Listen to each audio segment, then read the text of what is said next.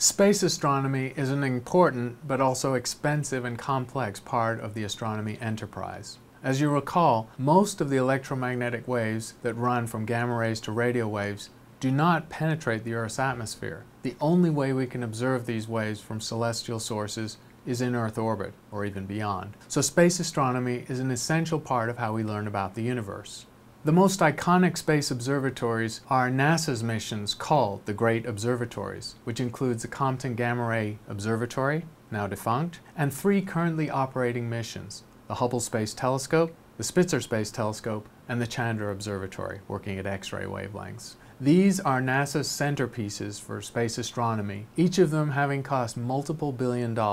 Space astronomy doesn't come cheap. Square meter for square meter, it costs 10 or 20 times more to put a telescope in orbit than it does to operate that same telescope from the ground. So you have to have a good reason to go into space. The strongest reason of all, of course, is the fact that you cannot detect those waves from the ground. But you also need an astronomical reason to be interested in those invisible wavelengths. These missions are not only expensive, but they're difficult to get approved. If we look at NASA's manifest over the last decade, we'll see that the missions that it has planned, due to limited budgets, have often been delayed at close to a year per year. So missions that astronomers dreamed of 10 or 20 years ago are only just coming to fruition. Space astronomy is a long game. The people involved in it have to have the patience to deliver almost their whole career towards one telescope getting launched.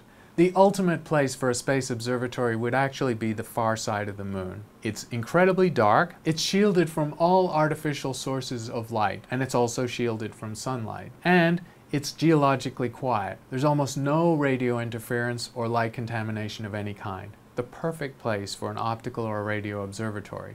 The far side of the moon is a place where we could operate a robotic telescope using technologies that we've tested at ground-based observatories. And it wouldn't be much more expensive than conducting moon landings for other purposes. So astronomers still have a hankering, and they have well-developed plans for an observatory on the moon. At the moment, it's unfunded. NASA's great observatories, 3 out of 4 of which are operating right now, mean this is a wonderful time for space astronomy. One of those 3 observatories, the Spitzer Space Telescope, ran out of its primary cryogen a year or so ago, but is continuing in what is called warm mode and still doing exceptional science at infrared wavelengths. The other 2 facilities, Hubble Space Telescope and the Chandra X-ray Observatory, are doing frontier science in all fields from comets to cosmology and are producing discoveries virtually weekly. These flagship missions are billion-dollar-plus missions. But NASA and other space agencies also have a portfolio that includes mid-scale missions, things that might cost a few $100 million, which sounds expensive, but for space astronomy is actually quite cheap. These missions are different in concept. The great observatories are like Swiss Army knives with a complex suite of 8 to 12 instruments, and they're able to do everything. And they need to do everything well. These mid-scale missions are different in concept. They're designed to address one scientific issue with one instrument typically, and do it with exceptional precision. Excellent examples of these instruments, which you'll hear about later in the course, are WMAP, which looks at the microwave background from the Big Bang, and Kepler, which is designed to find Earth-like planets. Both missions have succeeded exceptionally well for a price tag under $500 million.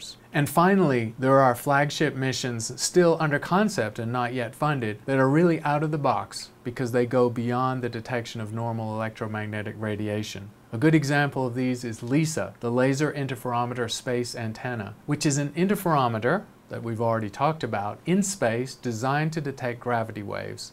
This is a frontier instrument that will do something that no ground-based telescope can do, and astronomers dream of being able to detect gravity waves from space using this instrument, but it's at least a decade off. Currently, there are over a dozen space-based observatories, some doing specialized missions, and some the great observatories doing a little bit of everything. It's actually a wonderful time for space astronomy. The engineering and the techniques involved are state-of-the-art. Many of these missions cannot be serviced or fixed if anything is wrong when they're launched. Everything has to be made just right on the ground. And most astronomers consider the scientific payoff to be worth the high price tag.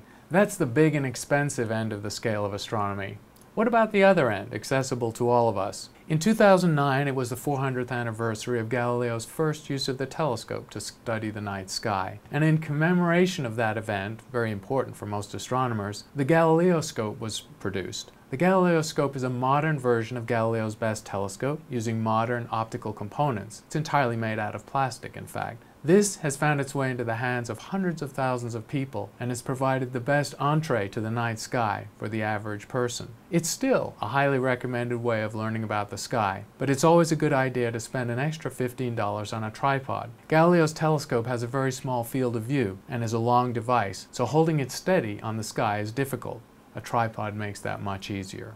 If we're going to summarize the history of optical telescopes over 400 years in one graph, it would be the improvement in sensitivity over the eye in factors of 10. Galileo's improvement with his best telescope was a factor of 100. Then, through the 17th, 18th, and 19th century, larger and larger mirrors were produced to increase that to factors of millions. With the development of electronic detectors and sensitive telescopes in space, the fullness of 4 centuries of telescopic design is a factor of 10 billion times fainter than the eye can see. That's the limit of the Hubble Space Telescope when it stares at one region of a sky for a week. The improvement in resolving power is not the same enormous factor relative to Galileo's telescope or the naked eye, but it's still several orders of magnitude, and with interferometry, several orders of magnitude more. So 400 years of telescope has given us enormous differences in light grasp and sensitivity and resolution.